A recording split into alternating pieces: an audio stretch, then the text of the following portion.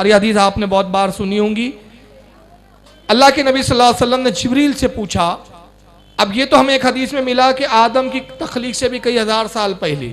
اب یہ جو 4000 سال بتائے یہ ہماری دنیا کے نہیں ہیں, یہ وہاں کے 70,000 دن, ہمارے یہاں کے, ہماری زمین کے 70,000 دن گزرتے تو وہاں کا ایک دن ہوتا ہے.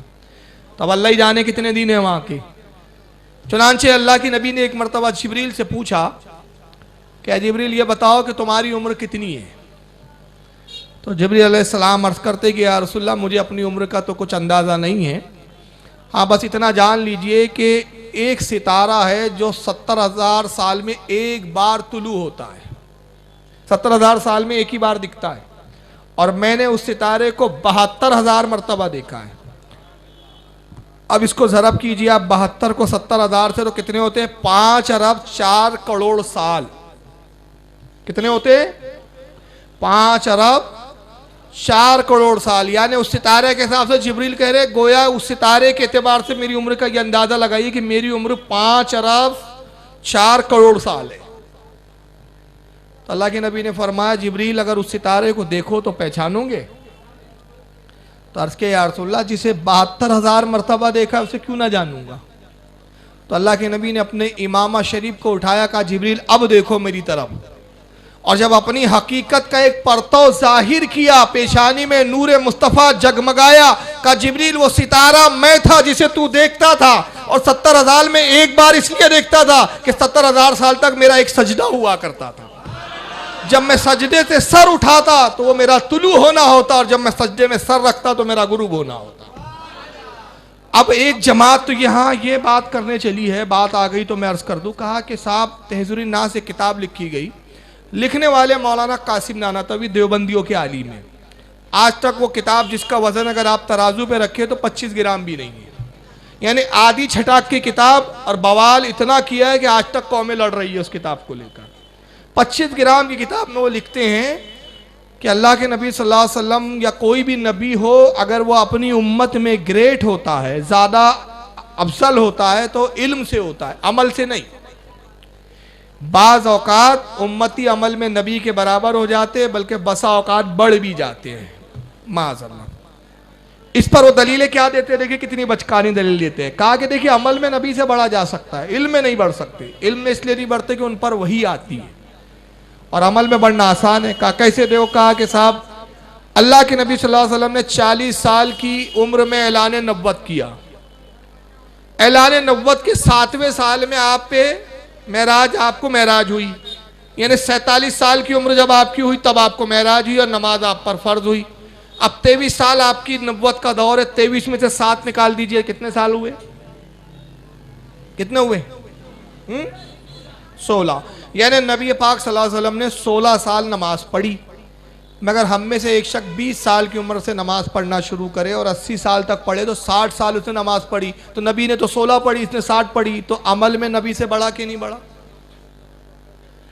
یہ بالکل پیمانے لے کے بیٹھے ہیں, کیلکولیشن, کیلکولیٹر لے کے بیٹھتے ہیں اور پھٹاک سے کیلکولیشن لگاتے ہیں. مگر یہ جاہلوں کو پتہ نہیں کہ نبی سے عمل میں بڑھنا بچوں کا کھیل نہیں, ناممکن ہے. کوئی امتی دعویٰ کر ہی نہیں سکتا, اور جو دعویٰ کرے وہ مسلمان نہیں ہو سکتا. میں صرف بتا دوں, چلو ایک مثال دے رہا ہوں, صحیح حدیث سنا دیتا ہوں. یہ حدیث تو ضعیف ہے, اس کو یہ لوگ ٹھکرا دیں گے کہہ کے کہ ضعیف حدیث ہے. حالانکہ حدیث نے ہمیں بتا دیا کہ نبی کے سجدے کتنے, ایک سجدہ 70,000 سال کا ہے. تو تم ابھی نبی کے ایک سجدے کا مقابلہ نہیں کر سکتے تو پوری زندگی کی عبادت کا کیا مقابلہ کروں؟ لیکن یہاں یہ کہہ دیں گے ضعیف حدیث ہے, ہم نہیں مانتے. چلو صحیح حدیث میں تمہیں سنا دوں تاکہ تم اپنے گھر اچھی طرح سے پہنچ جاؤ. مسلم شریف میں یہ حدیث موجود ہے, ابو داؤد میں بھی ہے, امام طحاوی نے مانی الاثار میں بھی لکھا, اور سب نے کہا اس کی سند صحیح ہے. وہ حدیث کیا حضرت عائشہ ام المومنین کہتی ہیں. لیکن وہ حدیث سنانے سے پہلے میں ایک مسئلہ آپ سے پوچھ لوں. صاحب نصاب پر قربانی فرض ہے, ایک آدمی پر کتنی قربانی فرض ہے؟ نہیں پتا؟